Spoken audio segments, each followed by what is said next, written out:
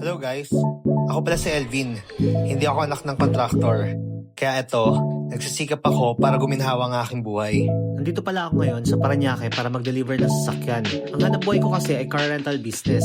Nagpaparent ako ng mga sasakyan for self-drive or with driver. SUV, MPV, van or sedan. Grabe guys yung hassle, ang traffic. Paano ba naman? Kung yung bilyon-bilyon sana na pera ng gobyerno, pinagpapagawa ng mga daan para mabawasan ang traffic.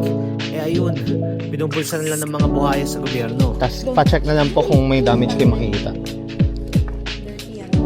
Kaikutan na lang po ma'am, tapos paturon lang po kung may makita kayong damage. Ito po, pa-check na lang po. May damage po dito. Then, ito po.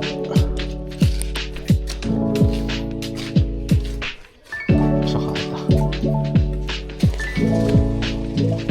Wala naman na po ma'am na. Sa loob po.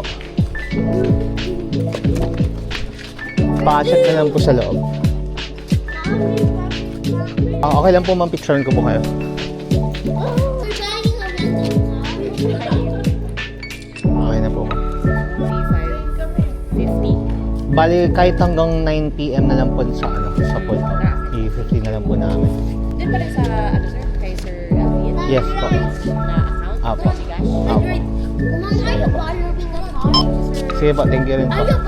Ingat po kayo ma'am, God bless po. Ayun guys, ako muna yung nag-deliver ngayon kasi pinagpahinga ko muna yung ibang driver. May sakit yung ibang driver ko pala, tapos ayun, wala naman akong ginagawa. Ako naman yung nag-deliver ng sasakyan. Pero grabe, sobrang hassle. Rush hour, sobrang traffic. Tapos itong Google Map, dinaan ako sa service road. Kung umalis ako 3 PM, dumating ako 5:30. Woo! Nandito ako sa Parañaque ngayon. Ayun, pauwi na ako. Mag-aangkas lang siguro ako guys. Okay guys, aangkas tayo dahil traffic. May lakad pa ako ngayon.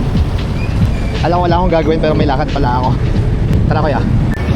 No choice. Mag-aangkas tayo ngayon dahil sobrang traffic guys.